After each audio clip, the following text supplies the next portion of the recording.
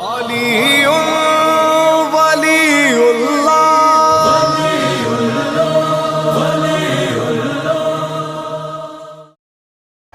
أعوذ بالله من الشيطان الرجيم.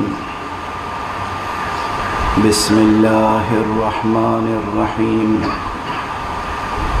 الحمد لله رب العالمين، والصلاة والسلام على أشرف الخلائق أجمعين، سيدنا وسيد الأولين والآخرين، حبيبنا وحبيب إله العالمين، إمام المرسلين وخاتم النبيين، رحمة للعالمين، أبي القاسم المصطفى محمد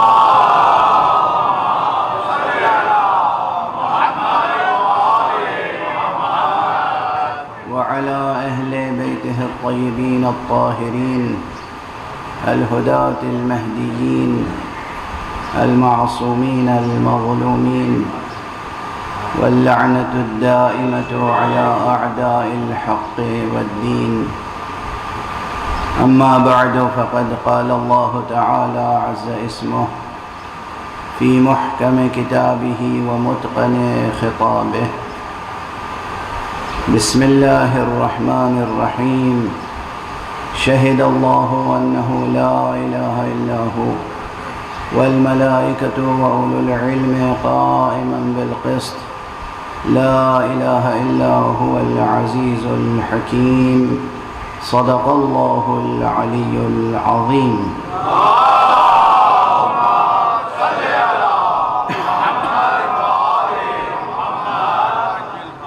ایک مرتبہ اور بلندتر صلوات.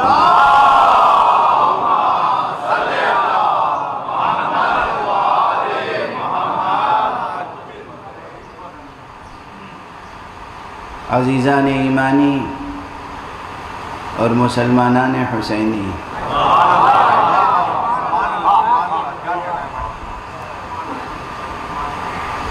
قرآن حکیم کے سورہ مبارکہ آل عمران کی 18ویں آیت ہے. سورہ آل عمران یوں آپ کو یاد رہ جانا چاہیے کہ آپ آل عمران سے خوب واقف ہیں.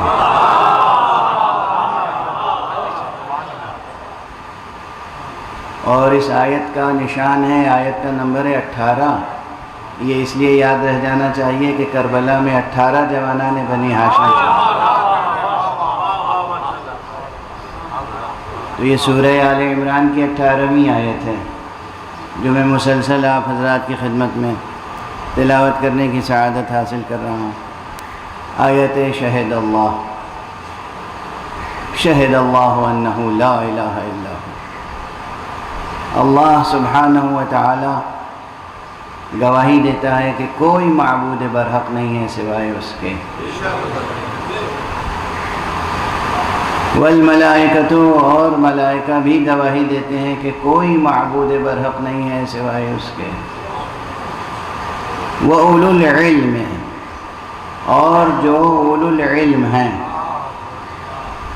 اب اجازت دیجئے کہ میں اس کا ترجمہ یوں کر دوں کہ جو مالکان علم ہیں.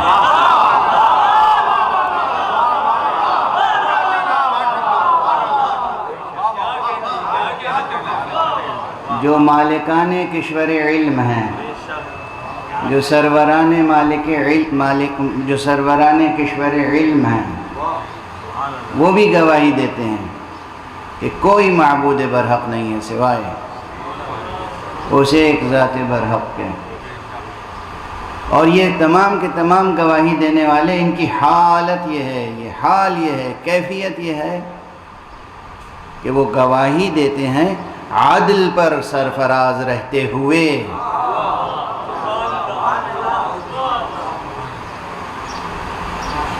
لا الہ الا هو العزیز الحکیم، کوئی نہیں ہے معبود برحق سوائے اس عزیز حکیم کے. گزارش کر چکا آپ کی خدمت میں کہ بظاہر اس آیت میں مضمون مضمون توحید ہے، مضمون وحدانیت ہے۔ اور اگر آپ حضرات کے حافظے پر بھروسہ کروں تو مجھے یہ یقین رکھنا چاہیے کہ آپ کے ذہنوں میں اس فقیر کا یہ جملہ محفوظ ہوگا کہ اصلاً یہ قرآن مجید وہ کتاب ہے جس کا موضوع ہی توحید ہے۔ یہ بہت اہم نکتہ ہے، یہ بہت اہم مسئلہ ہے کہ قرآن مجید اگر کوئی کتاب ہے تو پھر ہر کتاب کا کوئی ایک موضوع ہوتا ہے۔ آپ کسی لائبریری میں چلے جائیں، کوئی اسٹوڈنٹ، کوئی اسکالر، کوئی صاحب ذوق، کوئی اہل نظر کسی لائبریری میں چلا جائے، جس کتاب پر بھی انگلی رکھے گا، ہاتھ رکھے گا، اس سے پوچھے یہ کتاب کا موضوع کیا ہے، وہ ایک لفظ میں جواب دے گا۔ حالانکہ کتاب سینکڑوں یا ہزاروں صفحوں پر مشتمل ہوگی، اس میں بہت سی باتیں ہوں گی، بہت سے مضامین ہوں گے، بہت سے مسائل ہوں گے، بہت سے نکات ہوں گے، بہت سے لطائف ہوں گے، بہت سی دقیقہ سنجیاں ہوں گی، مگر اس کا موضوع کوئی ایک ہوگا۔ وہ کہہ دے گا یہ تاریخ کی کتاب ہے، یہ فزکس کی کتاب ہے، یہ ریاضیات کی کتاب ہے، یہ طبیعیات کی کتاب، ایک لفظ میں جواب دے دے گا۔ تو اگر قرآن مجید ہاتھ میں لیں آپ اور پوچھے کوئی آپ سے کہ اس کا موضوع کیا ہے، تو تقریباً ایسا لگتا ہے کہ 1400 برس تک یہ مسئلہ طے نہ ہو پایا کہ قرآن مجید کا موضوع کیا ہے۔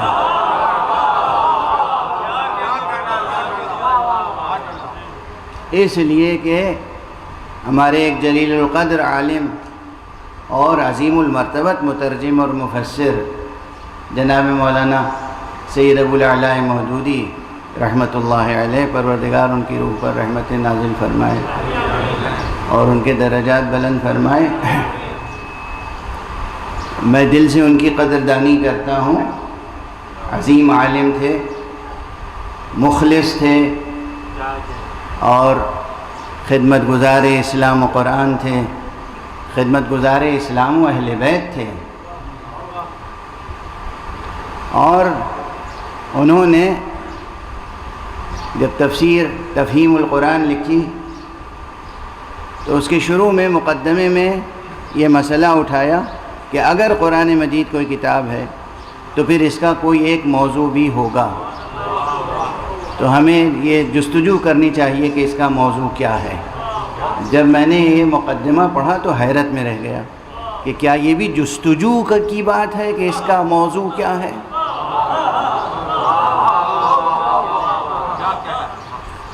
اور اس کے بعد چونکہ اس زمانے میں ایگزسٹنشیلزم جو ہے، جدیدیت اور جدیدیت کی فلسفیانہ اساس، فلسفے میں اور ادب میں وجودیت کا فلسفہ، ایگزسٹنشیلزم کا فلسفہ بہت عام تھا، اور اس میں مرکزی حیثیت، مرکزی اہمیت انسان کو دی گئی ہے۔ تو اس لیے غالباً یا اور کچھ اسباب و علل ہوں گے، انہوں نے یہ فیصلہ صادر کیا مختصر سی بحث کے بعد کہ قرآن مجید کا موضوع انسان ہے۔ یہ فقیر ان سے اختلاف کرتا ہے۔ میں نے تقریری اور تحریری دونوں طور پر یہ بات عرض کرنے کی کوشش کی ہے کہ قرآن مجید کا موضوع انسان نہیں ہے، قرآن مجید کا موضوع ہے توحید، توحید حق صمدی۔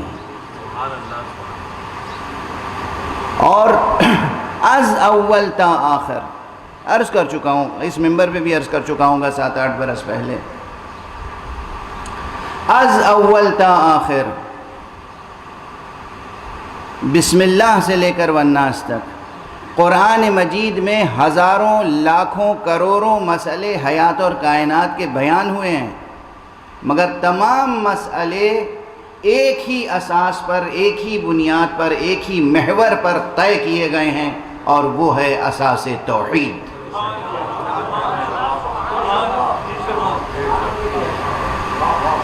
توحید حق صمدی، زندگی کے چھوٹے سے مسئلے سے لے کر اور بڑے سے بڑے مسئلے تک ہر مسئلے کو قرآن مجید نے توحید کی بنیاد پر، توحید کی اساس پر، توحید کے محور پر حل کرنے کی تعلیم دی ہے۔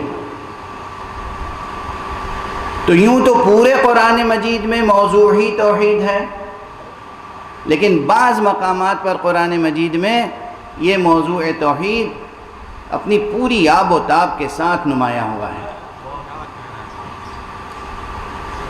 دیکھیے سورج نکلتا ہے جب صبح تو سورج ہی ہوتا ہے، مگر وہ دور ترین افق پہ ہوتا ہے تو اس کی روشنی میں وہ تیزی نہیں ہوتی،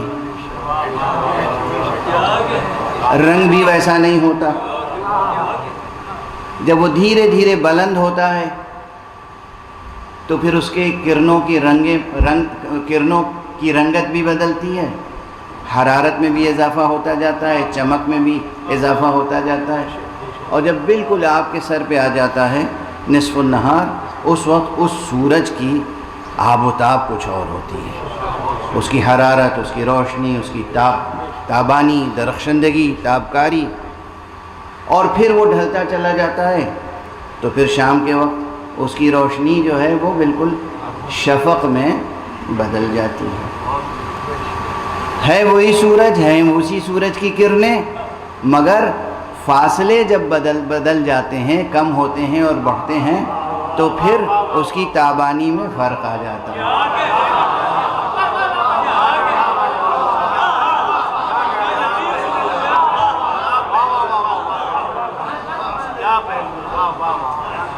تو اسی طرح کوئی حقیقت، دیکھیے محسوس مثال دے کر آپ کے لیے بات روشن ہو گئی۔ قرآن مجید کی 6000 سے زیادہ آیتوں میں ہر جگہ توحید کی تجلی ہے، مگر بعض مقامات پر توحید کی درخشندگی بہت زیادہ نمایاں ہوتی ہے۔ ان مقامات میں سے ایک مقام یہ آیہ شہد اللہ ہے، اللہ خود گواہی دیتا ہے۔ گزشتہ گفتگوؤں میں یہ بھی عرض کیا جا چکا کہ خود لفظ شہدہ جو ہے، اس میں ابن فارس نے تو یہ صراحت کی ہے۔ ابن فارس وہ شخص ہے کہ جو عربی زبان کا اتنا بڑا عالم ہے کہ لغت کے معاملے میں اس سے بڑا کوئی عالم، اس کی برابری کرنے والا نظر نہیں آتا۔ ابن فارس نے کتاب معجم و مقاییس اللغہ میں عربی کے روٹ ورڈز کے اندر چھپے ہوئے معانی کو بیان کیا ہے۔ تو اس نے کہا یہ شین، الشین والدال والہاء والدال، اس میں اصل یدل علی الحضور، علی حضور وعلم واعلام، اس میں 3 معانی ہیں۔ ایک ہے حضور، یعنی جسے آپ کہتے ہیں حاضر و ناظر ہونا، حضور، یا موجود ہونا، اور دوسرے معنی ہے صرف علم، شہدہ گویا علمہ، اور تیسرے اعلام، شہدہ یعنی جو علم اس کے پاس تھا اس کی گواہی دی، علم کا اظہار کیا، علم کو منتقل کیا۔ بعض دوسرے ارباب لغت نے اور محققین نے ایک معنی کا اور اضافہ کیا اور کہا کہ اس کے معنی قضاوت کے بھی ہیں، فیصلہ کرنا، شہدہ یعنی فیصلہ کیا، اور ان تمام معانی کے شواہد قرآن مجید ہی کی آیتوں سے پیش کیے ہیں۔ اب وہ رفتہ رفتہ عرض کرتا چلا جاؤں گا، لیکن مجلس کے تقاضے بھی پورے کرنے ہوتے ہیں کہ یہ مجلس ہے۔ تو ایک فقرے میں عرض کروں کہ جب آپ عام طور پر بھی کسی قضیے میں، کسی مقدمے میں جج کے سامنے کھڑے ہوتے ہیں گواہی دینے کے لیے، تو یہ آپ کا ایک عمل تینوں معانی کا حامل ہوتا ہے۔ اگر آپ سچے گواہ ہیں، اگر کرائے کے گواہ نہیں ہیں، اگر سچے گواہ ہیں تو تینوں معانی، یعنی آپ گواہی دیتے ہیں، یعنی جو علم ہے آپ کے پاس اسے ظاہر کرتے ہیں، بیان کرتے ہیں، اعلام کرتے ہیں۔ جو علم ہے تو اس کا معنی علم ہے آپ کے پاس، اور علم وہی شمار ہوتا ہے کہ قاضی جج پوچھتا ہے یہ واقعہ آپ کے سامنے ہوا تھا، آپ نے دیکھا ہے، یعنی حضور آپ حاضر تھے۔ تو گویا ایک یہ فعل جو گواہی دینے کا ہے، شہادت دینے کا ہے، شاہد بننے کا ہے، اس میں تینوں معنی موجود ہیں۔ حاضر ہونے کے معنی بھی موجود ہیں، عالم ہونے کے معنی بھی موجود ہیں، اور علم کو منتقل کرنے یعنی اعلام کے معنی بھی موجود ہیں۔ اور کبھی کبھی آپ کی گواہی فیصلے کی بنیاد بن جاتی ہے۔ تو گویا قضاوت کے معنی سے قریب ہو گئے۔ دیکھیے ایک ایک لفظ پہ گفتگو ہو رہی ہے، اللہ کرے کہ 9 تاریخ تک مکمل ہو جائیں۔ اب یہاں ٹھہر کے گفتگو کرنی یہ ہے، شہد اللہ سے مراد کیا ہے؟ اللہ سبحانہ و تعالی موجود ہے اور وہ خود اپنی ہستی پر گواہ ہے، اور اس کا علم حضوری ہے، اور پھر وہ اپنے علم کا اظہار فرما رہا ہے اپنے مخلوقات کے لیے،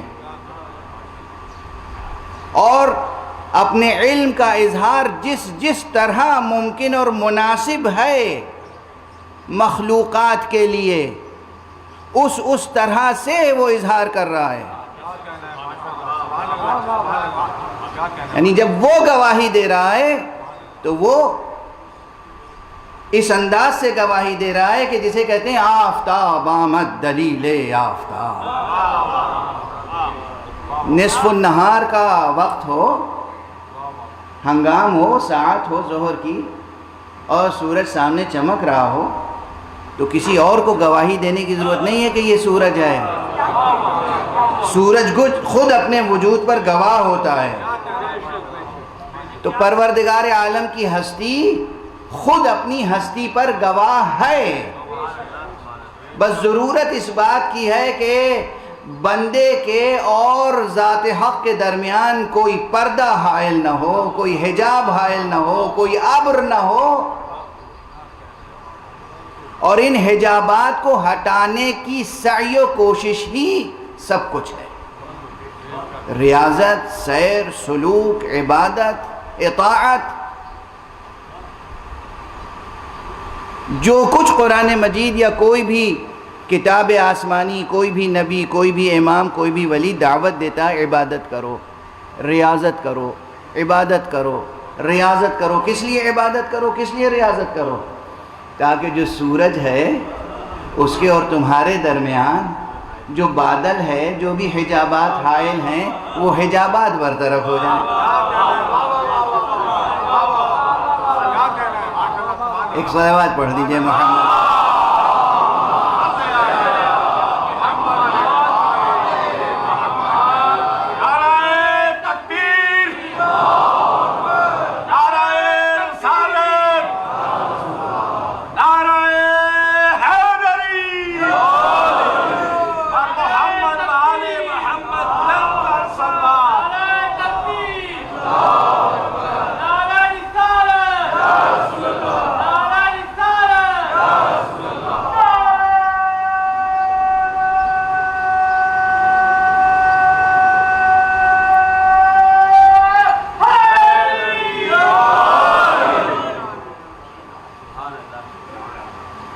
کل ہی غالباً میں نے عرض کیا تھا کہ یہ بھی واضح رہے کہ ریلیونس کیا ہے اس بحث کا۔ اولاً تو واقعاً یہ بحث ہمیشہ زندہ رہی ہے اور رہے گی۔ دوسرے یہ کہ اس وقت اس عہد میں جب ہم سانس لے رہے ہیں تو پوری دنیا میں شورش الحاد برپا ہے، اور انسان سے اس کی اصالت سلب کرنے کی کوشش کی جا رہی ہے۔ انسان سے اس کی اصالت سلب کرنے کی کوشش کی جا رہی ہے، انسان سے اس کا حضرت حق سبحانہ و تعالیٰ پر یقین سلب کرنے کی کوشش کی جا رہی ہے۔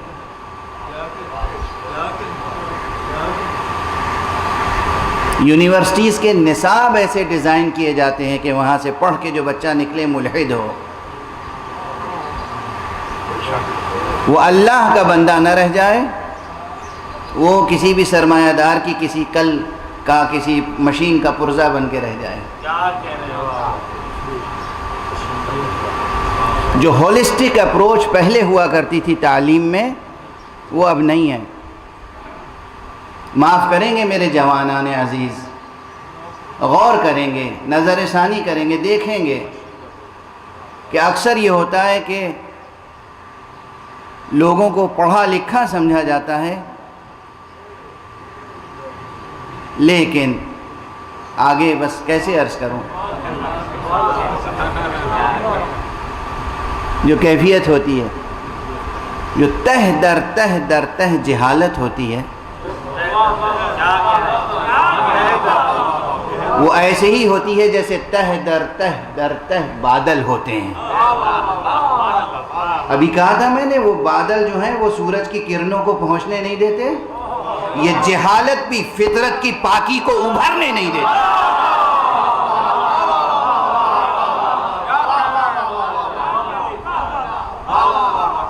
یہ جو فطرت پاکیزہ ہے، اس کے اندر جو روشنی ہے، معلوم ہے نا آپ کی فطرت کتنی پاکیزہ ہے؟ کس نے بنائی ہے یہ فطرت؟ یہ فطرت کس نے بنائی ہے؟ یونیورسٹیوں کے کورس جو ہیں ان پر بھروسہ نہ کیجیے گا، روزی روٹی کمانے کے لیے سیکھ لیجئے، مگر یہ نہ سمجھیے گا کہ بس کل علم یہی ہے۔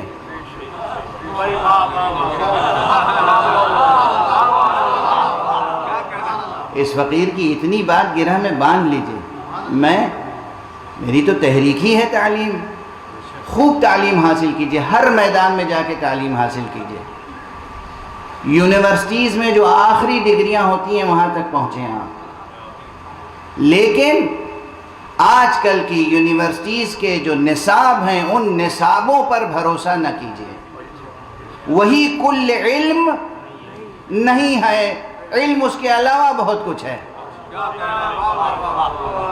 اگر اسی کو کل علم سمجھ لیا تو سمجھیے کہ تہ در تہ تاریک جہالتوں کے نیچے دب کے رہ جائیں گے۔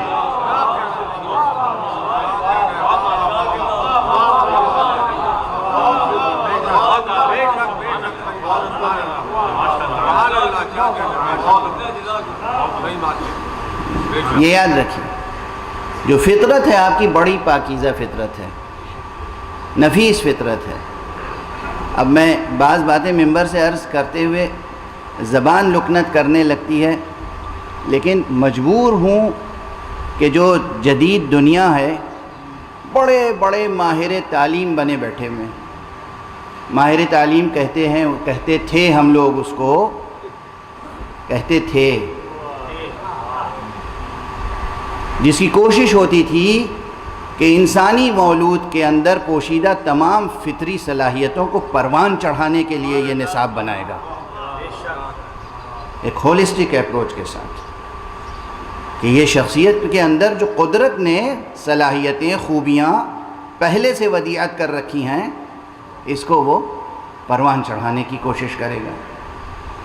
اب صورتحال یہ نہیں ہے، اور دوسری کوشش کیا کرے گا؟ فطری باتیں سکھائے گا۔ کاش اتنا ہی جملہ کام کر جائے، یعنی آپ کے ذہن پہنچ جائے۔ اب تو 5 برس اور 6 برس کے بچوں کو یہ سکھایا جاتا ہے کہ تم غیر فطری کیسے ہو سکتے ہو۔ خدا نہ کرے کہ یہ وبا ان ملکوں میں آئے، لیکن جو دنیا کے ترقی یافتہ ممالک ہیں ان میں تو قیامت ہے۔ ابھی بھی اگر روشن نہ ہوا ہو مسئلہ تو میں ذرا سا یہ جملہ بس اتنا ہی کہہ دوں، اس سے زیادہ تہذیب ممبر مانع ہے۔ 5-6 برس کے معصوم بچوں کو جو نابالغ ہیں، ان کو احکام بالغان سکھانے کے کیا معنی ہے؟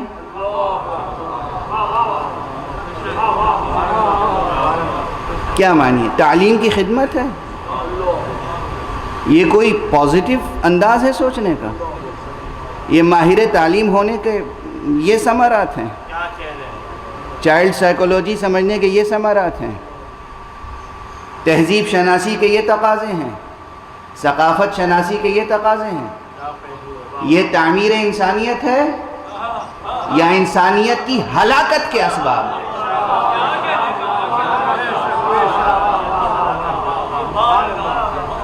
یعنی 5-6 برس کے 7 برس کے بچوں کو، لڑکوں کو، لڑکیوں کو تعلیم بالغان دی جا رہی ہے.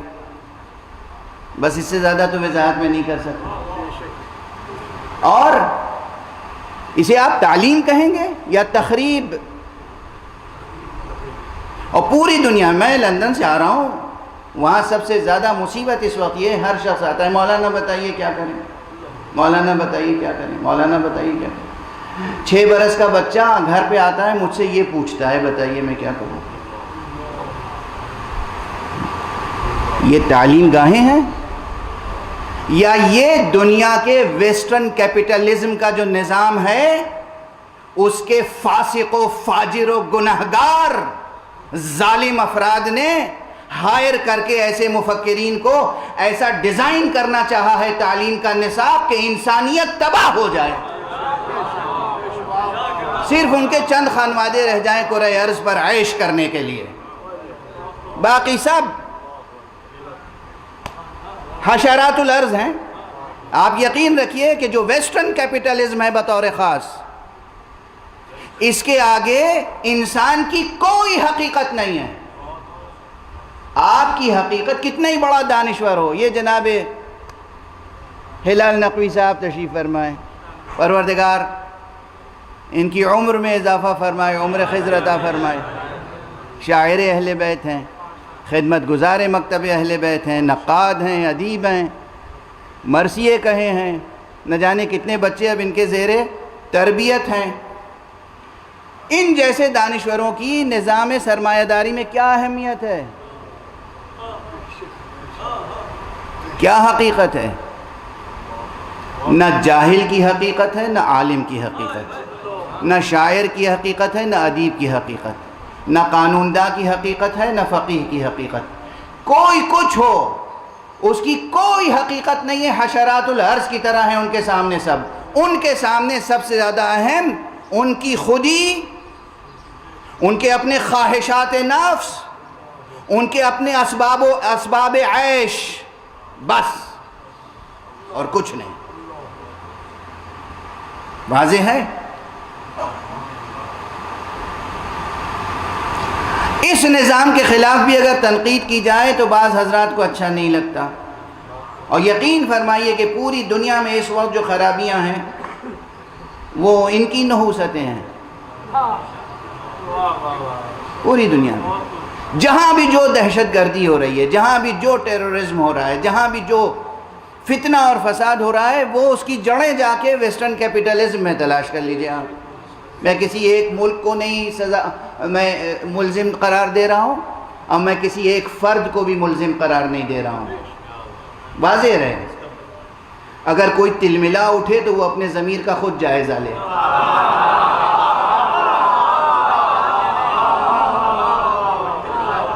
میں کسی ایک فرد کی بات نہیں کر رہا ہوں، کسی ایک ملک کی بات نہیں کر رہا ہوں. ایک نظام ہے، ایک نظام ہے جسے ہم مغربی سرمایہ داری کا نظام کہتے ہیں. یہ چاہتا ہے کہ ہر فرد اس کے سامنے سر بسجود ہو، جو وہ کہہ دیں وہ ہو جائے، کوئی انکار نہ کرے، اور جیسا وہ چاہیں ویسا نظام تعلیم بنے. اگر ان کی عادتیں غیر فطری ہیں تو پھر ان کے سامنے کوئی ایسا کھڑا نہ ہو جو کہہ سکے میاں یہ غیر فطری عمل کر رہے ہیں آپ. وہ کہیں نہیں یہی عین فطرت ہے، تم بھی یہی کرو. تو چھوٹے بچوں کو سکھاتے ہیں کہ بھئی تم بتاؤ کیا بننا چاہتے ہو. چھوٹے لڑکے، 5 برس کا لڑکا، 6 برس کا لڑکا، 5 برس کی لڑکی، 6 برس کی لڑکی، تم کیا بننا چاہتے ہو؟ مرد کی حیثیت سے جینا چاہتے ہو، عورت کی حیثیت سے؟ تمہیں اختیار ہے. تم لڑکے ہو، اگر لڑکی بننا چاہتے ہو تو تمہیں اختیار ہے. ماں باپ اگر روکیں تمہیں تو ہم انہیں جیل میں ڈال دیں گے، تم آزاد ہو. کیا نظام تعلیم ہے؟ کیا نظام حریت ہے؟ کیا آزادی کا نظام ہے؟ کیا انسانیت کے لیے تحفہ ہے؟ اور ہمارے جوان تڑپ تڑپ کے انہی ملکوں میں جانا چاہتے ہیں. کیا اچھا ملک ہے. بعض حضرات تعریف کرتے ہیں کہ صاحب یہاں سے تو زیادہ اسلام وہاں ہے. کیا اسلام شناسی ہے. ایک صلوات پڑھ دیجئے محمد.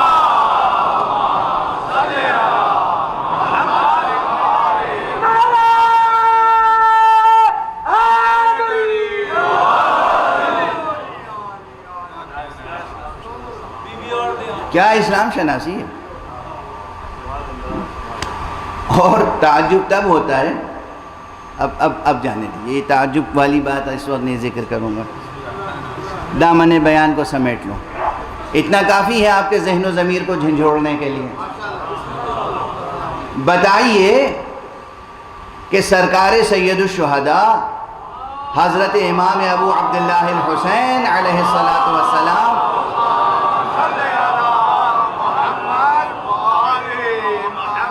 نے قیام کس لیے کیا تھا؟ اسی لیے تو کہ ایک نظام پیدا ہو رہا تھا جو غیر فطری تھا.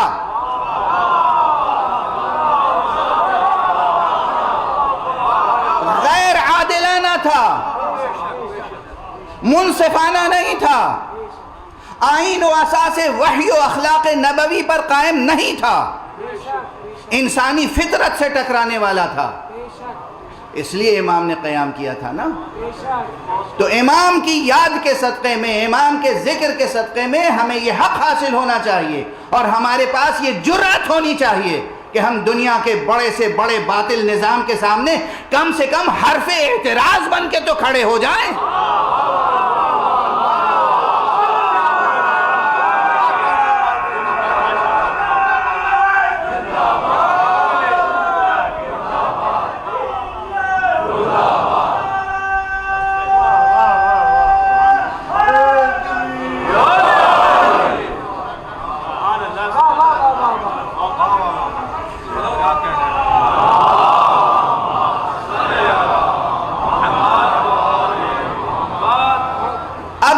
چاہتے ہیں کہ یہ آ جائے، منقلب ہو جائے دنیا. یعنی آپ سوچئے، پھر سوچئے، میں کیا عرض کروں. اب وقت میرا ساتھ دے یا نہ دے، آپ میرا ساتھ دیجئے گا.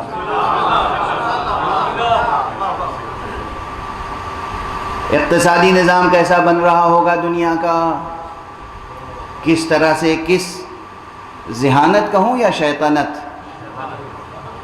کس شیطنت کے ساتھ، کس مکر کے ساتھ نظام بنائے جاتے ہیں افراد کو اسیر کرنے کے لیے، اور پھر پوری قوموں کو اسیر کرنے کے لیے، اور پھر اپنے علاوہ تمام دنیا کی قوموں کو تباہ کرنے کے لیے. جرأت سے کام لیجئے، جینے کا حوصلہ تو رکھیے.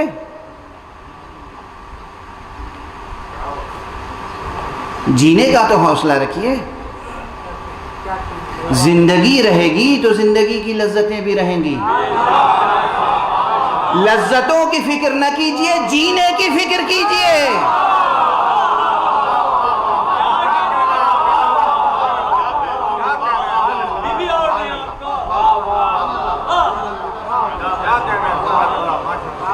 اصل زندگی قائم رہے گی نا تو زندگی کی لذتیں بھی ہیں، زندگی کی سعادتیں بھی ہیں، زندگی کی سرفرازیاں بھی ہیں، زندگی کی کامیابیاں بھی ہیں.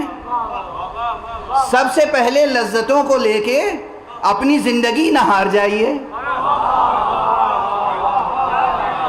آپ انسان ہیں، سب سے پہلے آپ انسان ہیں.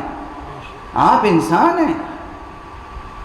اپنے گناہوں پر پردہ ڈالنے کے لیے پروگرام تو بناتے ہیں، یعنی تعلیمی پروگرام سے لے کر اقتصادی پروگرام سے لے کر سیاسی پروگرام تک، جس طرح کے بھی پروگرامز بنتے ہیں سب میں انسانیت کا سم قاتل موجود ہوتا ہے انسانیت کے لیے. لیکن اس کے بعد سیاسی طور پر ٹیلی ویژن پر آ کر اور مختلف دنیا کے بڑے پلیٹ فارمز پہ آ کے گفتگو ہوتی ہے. ہم سے بڑا کوئی حقوق انسانی کا علمبردار نہیں ہے. کیا حقوق انسانی ہے؟ کہ آپ بچیوں کے سر پہ حجاب نہیں ڈال سکتے.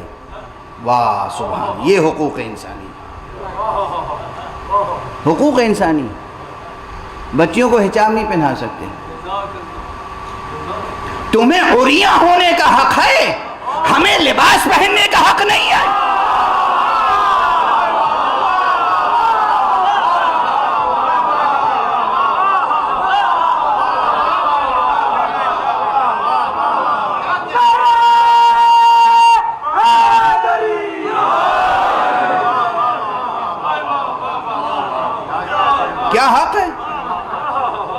تمہیں اگر یہی کہ سب کو برابر کا حق ہے، آزادی ہے، تم عریاں رہنا چاہتے ہو، عریاں رہو۔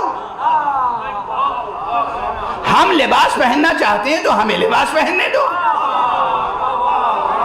ہم تمہیں اگر لباس پہنائیں تو جبر، تم ہمارا لباس چھینو تو آزادی۔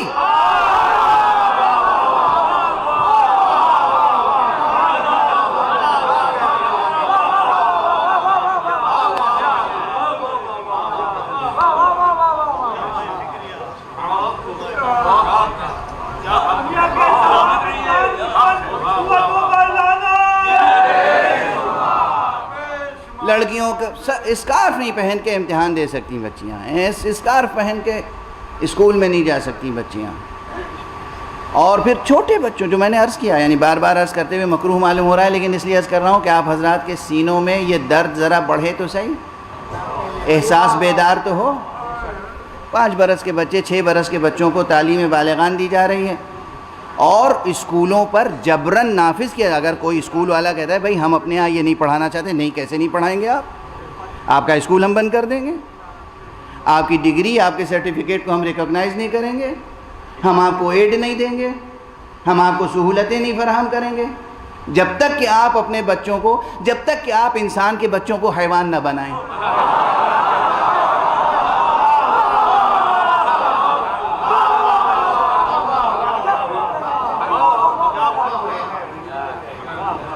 یہ جو دنیا کا موجودہ نظام ہے ابھر رہا ہے، اور دھیرے دھیرے وہ پھیلایا جا رہا ہے ہر چھوٹے بڑے ملک میں۔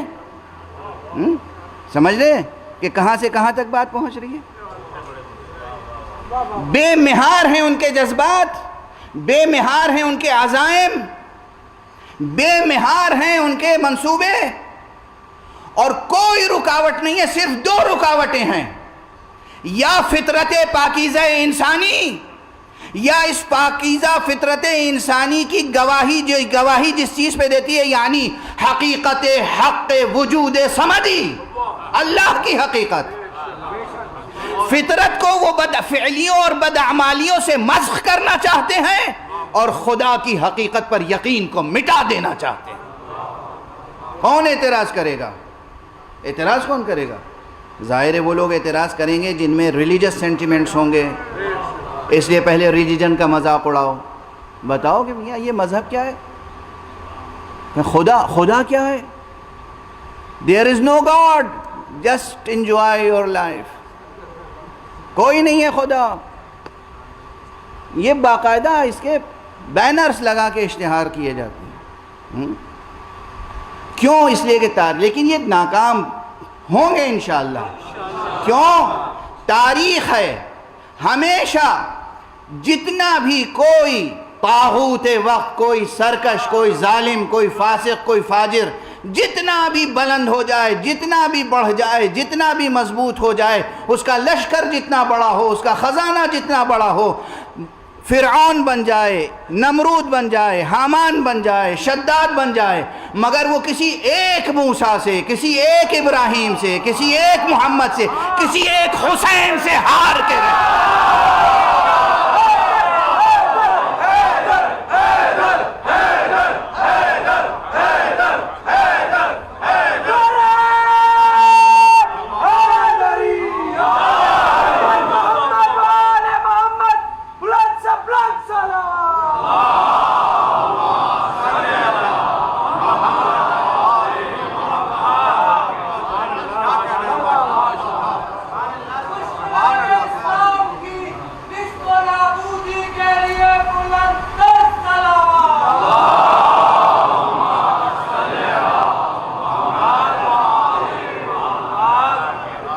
اب سمجھ میں آیا ریلیونس؟ بتاؤ توحید پہ گفتگو ہو یا نہ ہو؟ بتاؤ خدا کی بات کریں یا نہ کریں؟ اللہ کا تذکرہ ہونا چاہیے یا نہیں؟ اور ایک ہی بیان میں دونوں ریلیونس قائم ہو گئے۔ اللہ کا ذکر کریں یا نہیں؟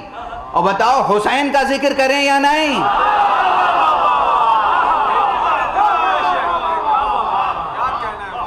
جب بھی تخت حکومت پر بیٹھنے والا کوئی طاغوت خدا کو بھلانے کی کوشش کرے تو حسین کا تذکرہ کرو.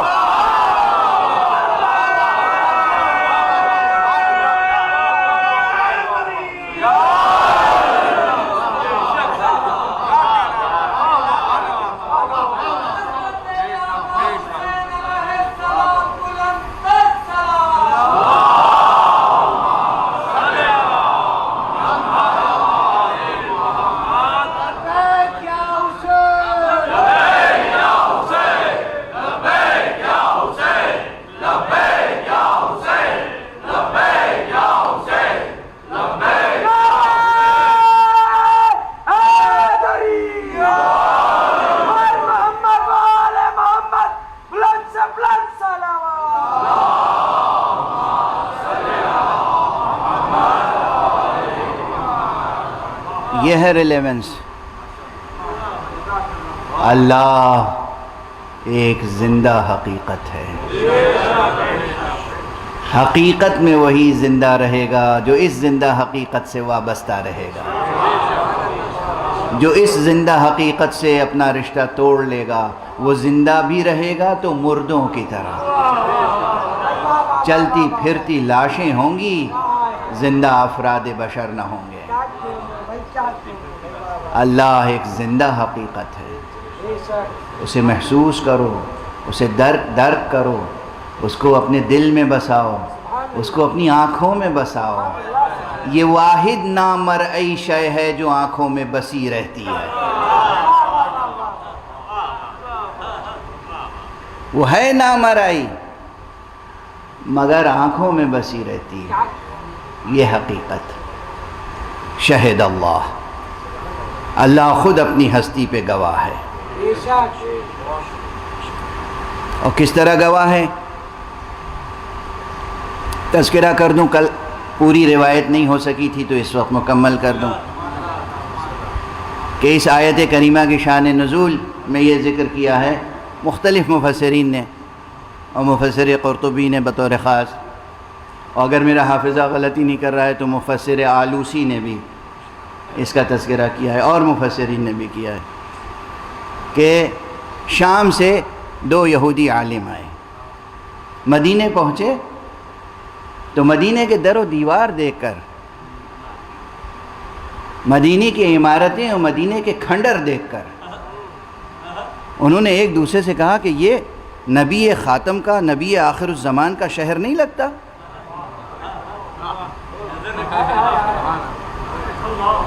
کہاں لگتا ہے، بالکل وہی شہر. داخل ہوئے، پوچھا، جستجو کی، لوگوں نے کہا ہاں محمد ابن عبداللہ صلی اللہ علیہ وسلم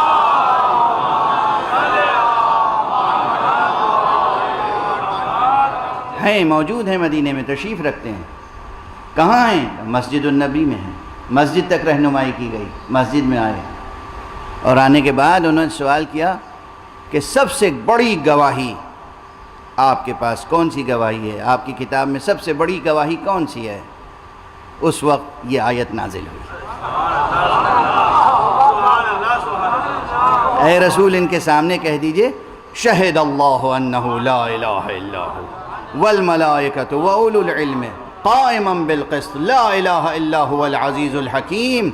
کیا آیت تھی کہ سنتے ہی وہ گویا کہ سجدہ ریز ہو گئے اور انہوں نے کہا اشہد ان لا الہ الا اللہ واشہد ان محمد رسول اللہ.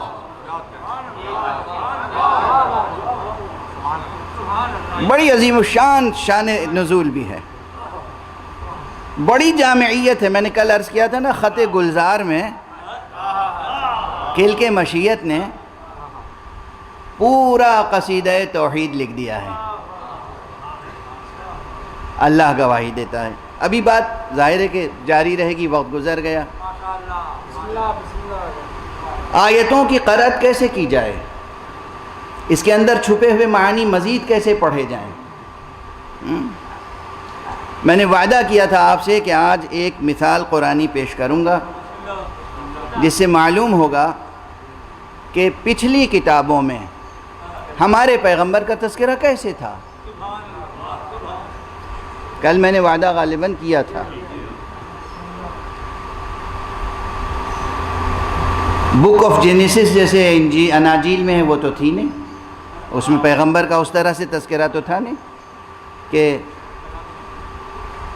جناب اسماعیل علیہ السلام تک یا جناب ابراہیم علیہ السلام تک یا جناب آدم علیہ السلام تک یا جناب عدنان تک یا جناب ہاشم تک ہی پورا سلسلہ ہو کہ وہ ہوں گے محمد ابن عبداللہ ابن عبد المطلب ابن ہاشم، ان کی ماں کا نام آمنہ ہوگا، یہ سب تو نہیں کہیں۔ پھر کس طریقے سے تذکرہ تھا کہ تھا بھی نہیں بھی تھا، اور اتنا روشن تھا کہ ان کو بھی پہچانتے تھے لوگ، ان کے خاندان کو بھی پہچانتے تھے، ان کے شہر کو بھی پہچانتے تھے۔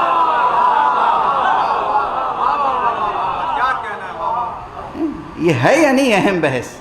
کتنی دلچسپ ہے اور کتنی اہم، کتنی دلچسپ ہے اور کتنی اہم۔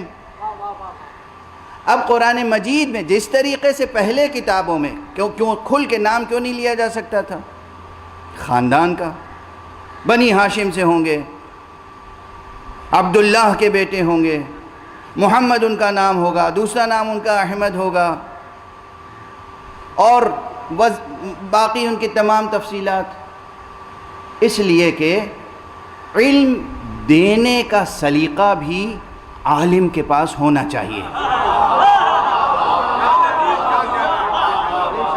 اس پروردگار سے بڑا نہ کوئی عالم ہے، نہ اس سے زیادہ کسی کے پاس سلیقہ ہے۔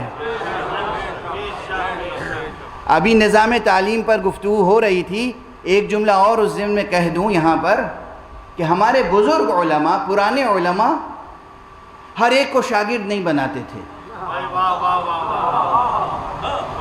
وہ اس کا حسب نسب بھی دیکھتے تھے، خاندانی بیک گراؤنڈ دیکھتے تھے، اس کا، اس کے باپ کا، اس کے دادا کا اخلاق کیسا تھا، اس کی ماں کا، اس کی نانی کا اخلاق کیسا تھا، اس خود بچے کے گھر کی پرورش کیسے ہوئی ہے۔ جب مطمئن ہو جاتے تھے کہ ظرف پاکیزہ ہے،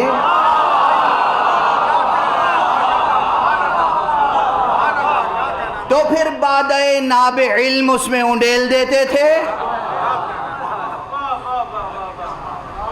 کسی غلیظ برتن میں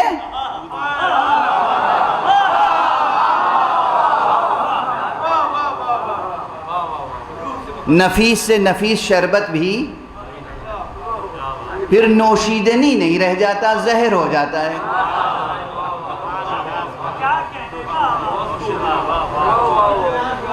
تو ہمارے بزرگ علماء ہر ایک کو علم نہیں دیتے تھے، طالب علم نہیں بناتے تھے۔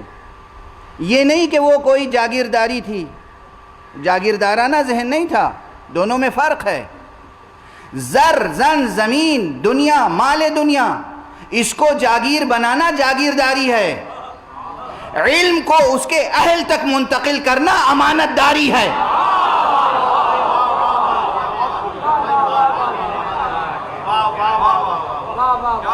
جاگیر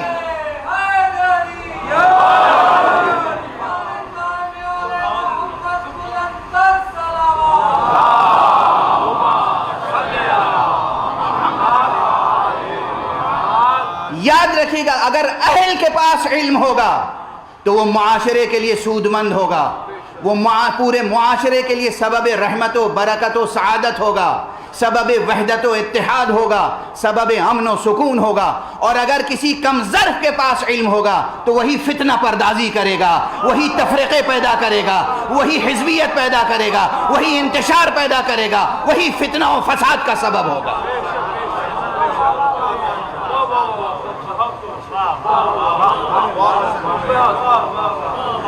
تو یہ چیز اس سے زیادہ کون بہتر سمجھتا ہوگا کہ علم کس طرح منتقل کیا جائے۔ اب کیسے کیسے محسوس مثالیں دوں، بالکل بازاری سی مثال دے دوں ایک، حالانکہ میں بازار وغیرہ سے مجھے کچھ سلیقہ نہیں ہے اس کا۔ جتنی نفیس شے بکتی ہے بازار میں، اتنے ہی زیادہ اس کے اوپر غلاف چڑھے ہوتے ہیں۔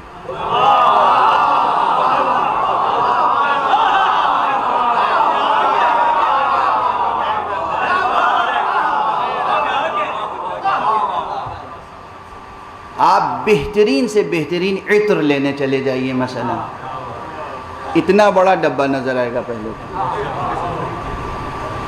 اس کے بعد آپ کھولیں گے تو ایک ڈبہ، اس کے اندر دوسرا، اس کے بعد تیسرا، اندر سے اتنی سی شیشی نکلے گی.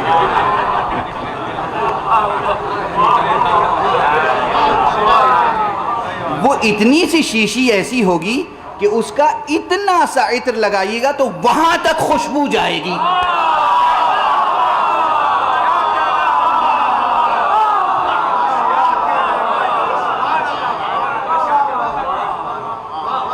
بات واضح ہوئی؟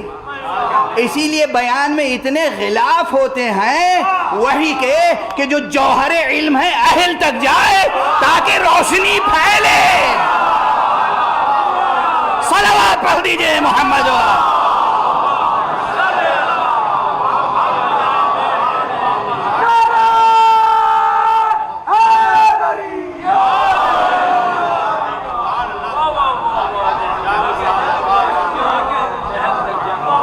تاکہ علم کی روشنی پھیلے. اہل کے پاس رہے گی بات تو علم کی روشنی پھیلے گی، نہ اہل کے پاس رہے گی وہ دوسروں کا چراغ زندگی بھی گل کر دے گا،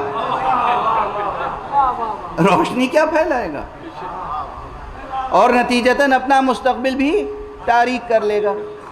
تو اہل ضروری ہے. اس لیے بیان الہی ایسا ہوتا ہے کہ بیان کا بیان ہے، حجاب کا حجاب. اب اس کی ایک مثال، وقت حالانکہ گزر گیا، وقت بالکل گزر گیا، مگر میں کیا عرض کروں کہ ایک مقام دیکھ لیجئے، ایک مقام. بہت سی مثالیں دینے کا دل چاہ رہا تھا آج اب بغیر کسی تمہید کے جب تک آپ کا ذہن تیار نہ ہو جائے مثال دینے سے بھی فائدہ نہیں ہوتا ہے.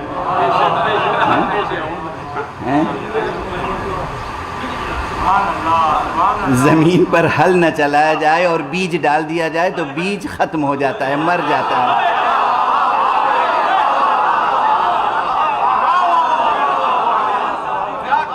پھر وہ روئیدہ نہیں ہوتا، پھر وہ شجر سایہ دار اور شجر بارور نہیں بنتا.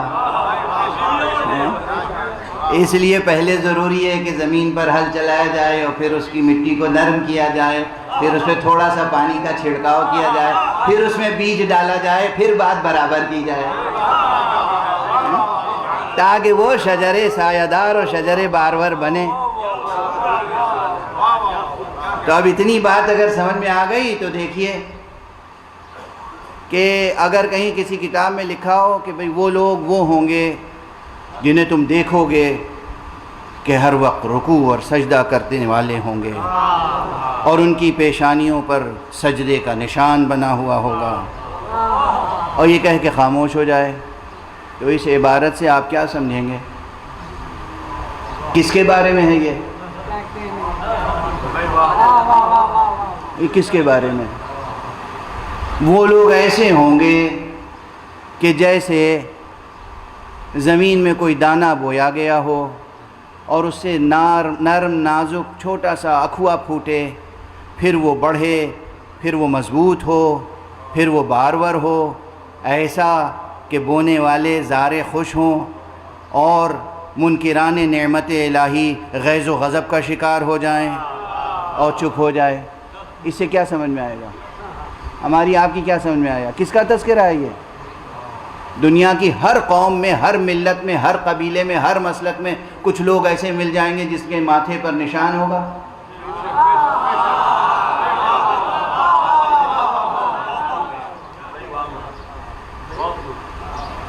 کس کا تذکرہ ہو رہا ہے یہ؟ یہودیوں میں کتنے عبادت گزار تھے، مسیحیوں میں کتنے عبادت گزار تھے، مشرکوں میں کتنے ہیں؟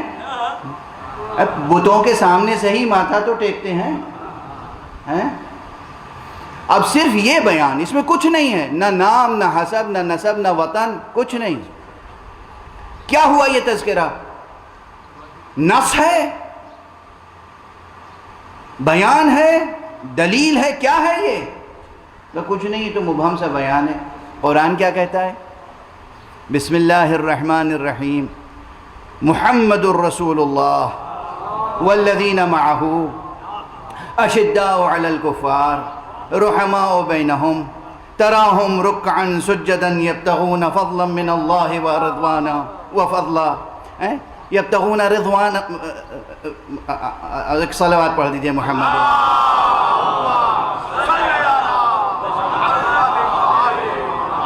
یبتغون فضلا من اللہ ورضوانا، اور اس کے بعد یہ بیان، یعنی تم انہیں دیکھو گے تراہم رکعا سجدا یبتغون فضلا من اللہ ورضوانا سیماہم فی وجوہہم من اثر السجود، تم انہیں دیکھو گے تو دیکھو گے کہ وہ رکوع کرنے والے ہیں، سجدہ کرنے والے ہیں، اپنے رب سے فضل الہی اور رضوان الہی کو طلب کرنے والے ہیں، ان کے چہروں پر، ان کی پیشانیوں پر سجدوں کے نشان ہیں۔ اس کے بعد کہتے ہیں ذالک مثلہم فی التورات، یہ ان کی مثال ہے تورات میں۔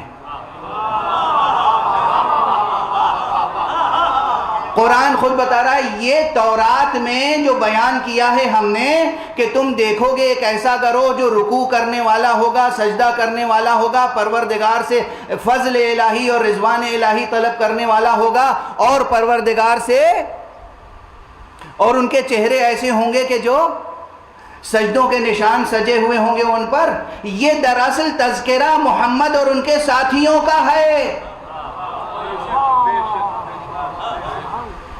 نہ نام ہے نہ نشان ہے۔ تذکرہ کس کا ہے؟ توریت میں ہم نے اس طرح محمد کا تذکرہ کیا اور محمد کے ساتھیوں کا تذکرہ کیا، نام نہیں آیا، صفات بیان کیے۔ اگر یہ اسلوب سمجھ میں آ جائے تو پھر پڑھو انما ولیکم اللہ ورسولہ والذین آمنوا الذین یقیمون الصلاۃ ویؤتون الزکاۃ وہم راکعون۔ نام کسی کا نہیں ہے، تذکرہ علی کا ہے۔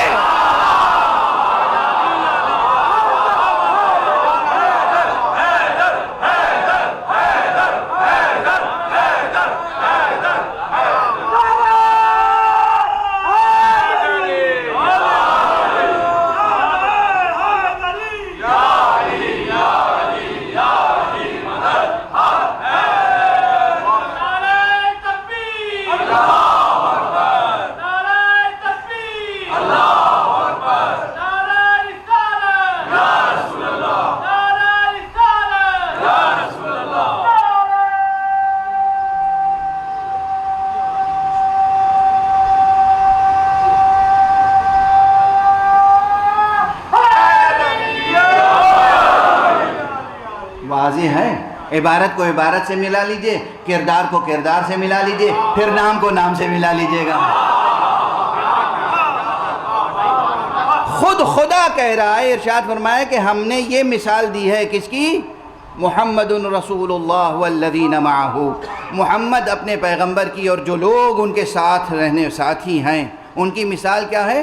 ذالک مثلہم فی التورات، ان کی مثال تورات میں یہ ہے، کیا ہے؟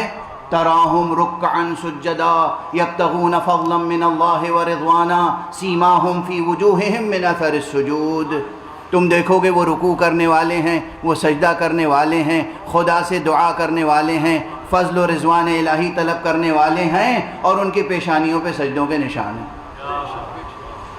اسی طرح ہم کہتے ہیں علی کا تذکرہ قرآن میں ہے، کہاں ہے؟ وہی دیکھ لو جہاں اللہ نے کہا ہے وہ ایمان لانے والے ہیں، وہ نماز قائم کرنے والے ہیں، وہ حالت رکوع میں زکوٰۃ دینے والے ہیں۔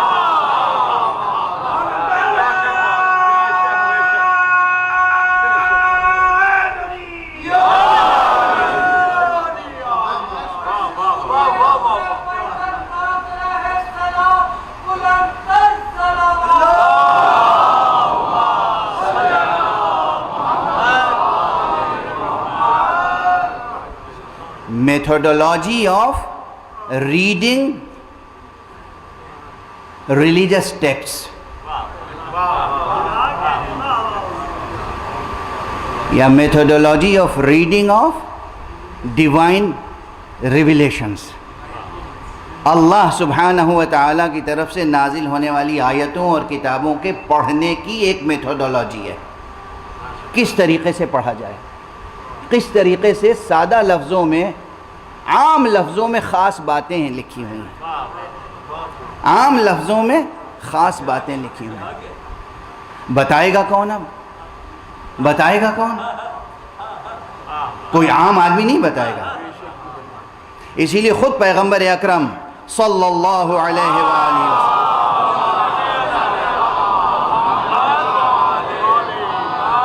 ارشاد فرمایا ہے کہ اللہ سبحانہ وتعالی نے ان اللہ سبحانہ وتعالی انزل علی هذا القرآن ومثلہ معہ، اللہ سبحانہ وتعالی نے میرے اوپر یہ قرآن نازل کیا ہے اور اسی کے مثل میرے ساتھ کچھ اور ہے۔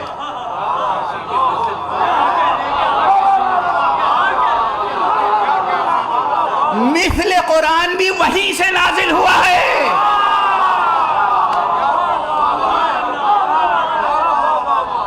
اور چیلنج کر رہا ہوں، کوئی اس حدیث کا انکار نہیں کر سکتا۔ اللہ نے قرآن نازل کیا وَمِثْلَهُ مَعَهُ، اور اسی کے ساتھ اس کا مثل نازل کیا ہے۔ یعنی جناب موسیٰ پہ توریت نازل ہوئی، یہ آیتیں نازل ہوئیں، جناب توریت نے انہی آیتوں کی تفصیل کی کہ تمہیں معلوم ہے ہارون، یہ جو لکھا ہوا ہے تراہم رکعن سجدہ، تم دیکھو گے کہ وہ رکوع کرنے والے ہیں، سجدہ کرنے والے ہیں، یہ ہر ایک کو نہ سمجھ لینا، یہ نسل ابراہیم میں آنے والے محمد مصطفیٰ کا تذکرہ ہے، اور وہ ایسے ہوں گے اور اس خاندان سے ہوں گے، اور وہاں ساری تفصیل موجود ہے کہ وہ عبداللہ کے بیٹے ہوں گے، یتیم در یتیم آمنہ ہوں گے، اور وہ آغوش ابو طالب کے پروردہ ہوں گے، ان کی ولادت شعب ابی طالب میں ہوگی، وہ مکے میں پیدا ہوں گے، ہجرت کر کے طیبہ جائیں گے، یثرب جائیں گے، یثرب کو طیبہ بنا دیں گے، مدینۃ الرسول بنا دیں گے، ساری تفصیل جناب موسیٰ نے ہارون کو اور اپنے دوسرے اوصیاء کو تعلیم فرمائی۔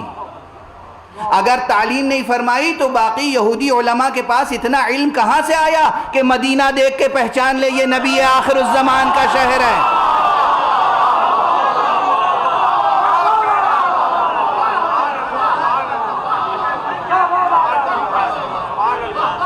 واضح ہے؟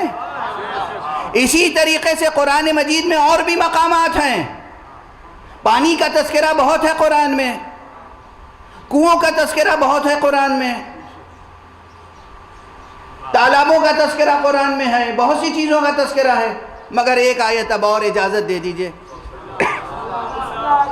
سورہ مبارکہ ملک، تبارک الذی بیدہ الملک وَهُوَ عَلَى كُلِّ شَيْءٍ قَدِيرٌ، اس سورہ مبارکہ کی آخری آیت پڑھ لیجئے۔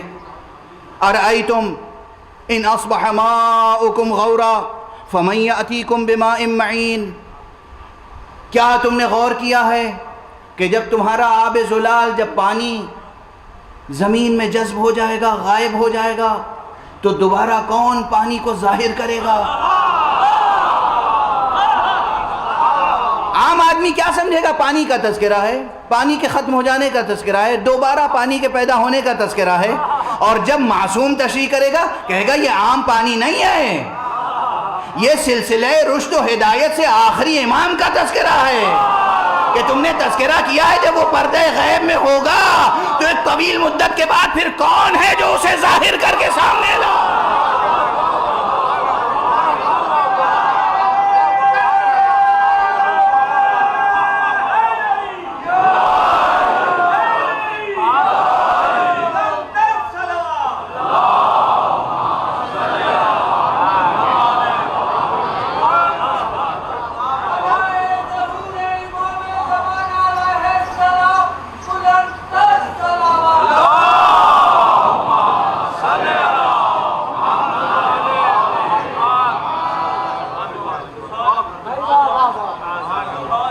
سمجھ میں آ رہی ہے؟ ریڈنگ میتھڈولوجی، یہ پانی عام پانی نہیں ہے۔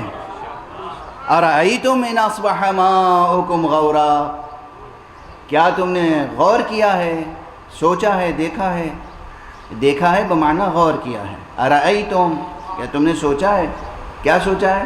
إِنْ أَصْبَحَ مَاؤُكُمْ غَوْرًا، جب تمہارا پانی غائب ہو جائے گا، زمین میں جذب ہو جائے گا، فَمَنْ يَأْتِيكُمْ، پھر کون لے کر آئے گا؟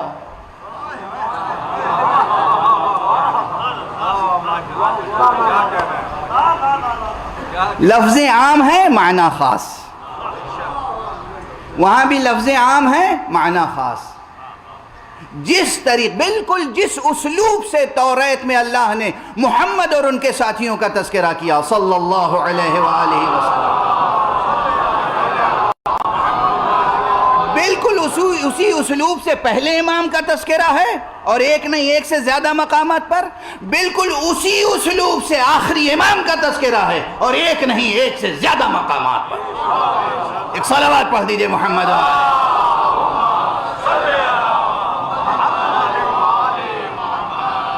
تصدیق کون کرے گا؟ اولو العلم قائما بالقسط، وہ بتائیں گے جو مالکان کشور علم ہیں کہ اس بیان سے مراد کیا ہے، اس آیت سے مراد کیا ہے، اس استعارے سے مراد کیا ہے، اس تشبیہ سے مراد کیا ہے، اس کلمے میں کیا معنی پوشیدہ ہیں، اس عام سے کون خاص مراد ہے، اس خاص سے کون عام مراد ہے۔ بس گفتگو تمام، گفتگو روک رہا ہوں۔ جو مالکان کشور علم ہیں وہ جب کسی کو اہل سمجھتے ہیں تو چاہے ظاہری طور پر ماحول بھی نہ ہو علم دینے کا مگر پھر بھی علم دے کے گزرتے ہیں۔ اسی لیے تو نیزے پر سرکار سید الشہداء کا سر قرآن مجید کی تلاوت کر رہا تھا، بس ایک فقرے میں آپ کی طبیعتیں منقلب ہو گئی۔ جو مالکان کشور علم ہیں، آج 3 محرم ہو گئی، کیسی بے چینی سے محرم کا انتظار رہتا ہے اور کس تیزی کے ساتھ محرم گزر جاتا ہے۔ ہم ہمیشہ روتے ہیں سرکار سید الشہداء پر، محرم میں زیادہ سے زیادہ گریہ کرنے کی کوشش کرتے ہیں، پھر بھی ہمیشہ یہی احساس رہتا ہے آقا آپ کی عزاداری کا حق ادا نہ ہوا۔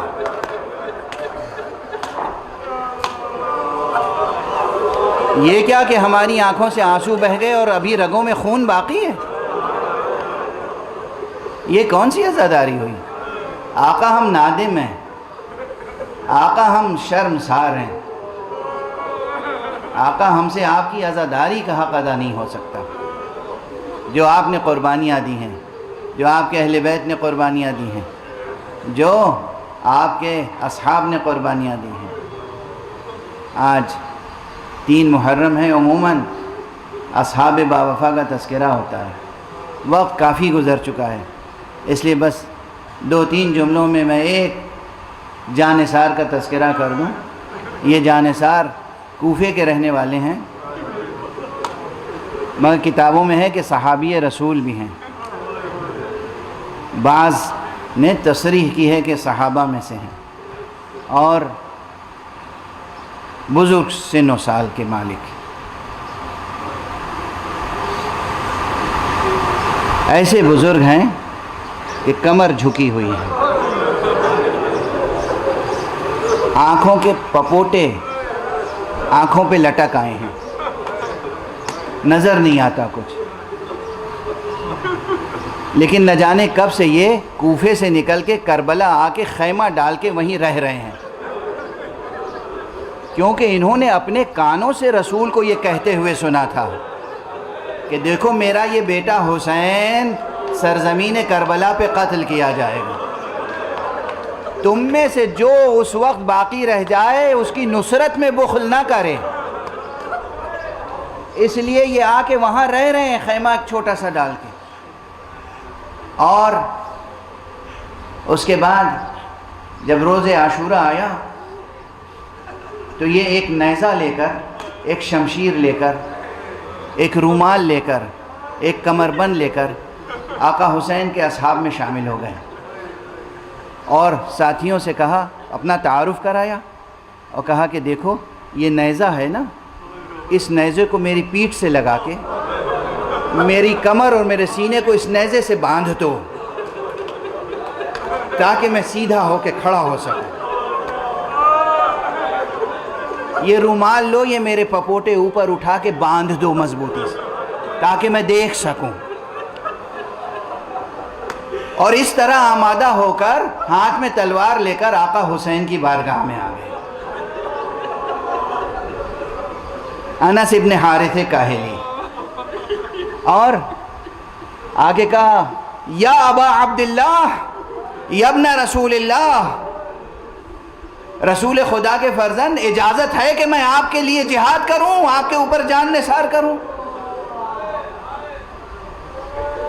تاریخ میں ہے، ارباب مقاتل نے لکھا ہے، ارباب تاریخ نے لکھا ہے، آقا حسین نے اس ضعیف العمر مجاہد کی ہمت مردانہ دیکھی اور اس کے بعد گریہ کرنا شروع کر دیا۔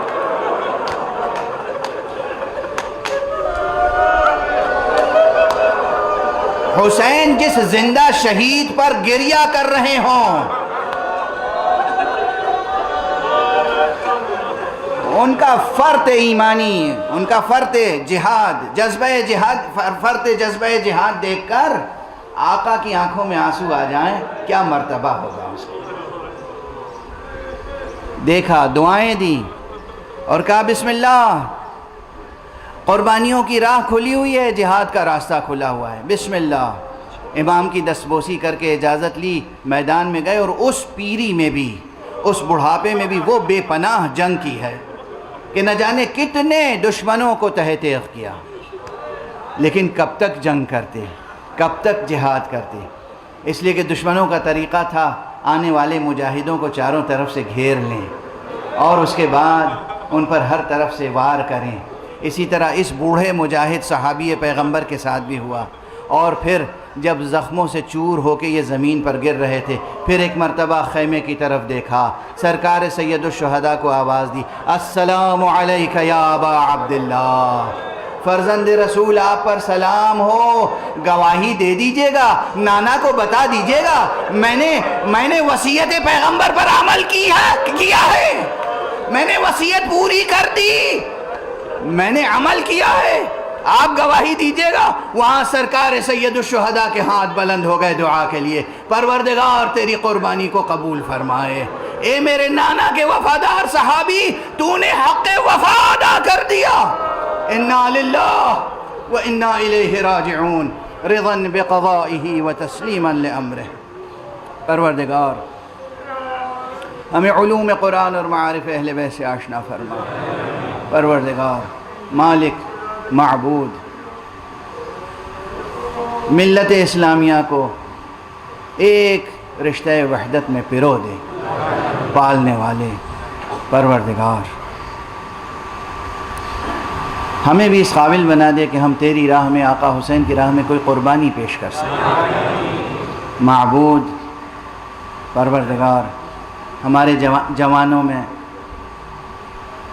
ایمان اور یقین کی شمع کو روشن فرما، ہمارے سینوں میں ہمیشہ چراغ توحید روشن رہے، ہمارے ہاتھوں میں ہمیشہ دامان ختم نبوت رہے، ہمارے قدم ہمیشہ صراط مستقیم ولایت پر گامزن رہے۔ پروردگار ہمارے سروں پر رہبر معظم حضرت آیت اللہ العظمیٰ سید خامنئی کا سایہ برقرار رہے۔ پروردگار ہمارے سروں پر تمام مرجعیات رشیدہ کا سایہ برقرار رکھ۔ پروردگار معبود اپنے ولی آخر کو اذن ظہور عطا فرما اور ان کے ہاتھوں سے اپنی رحمت و رافت و عدالت کا پرچم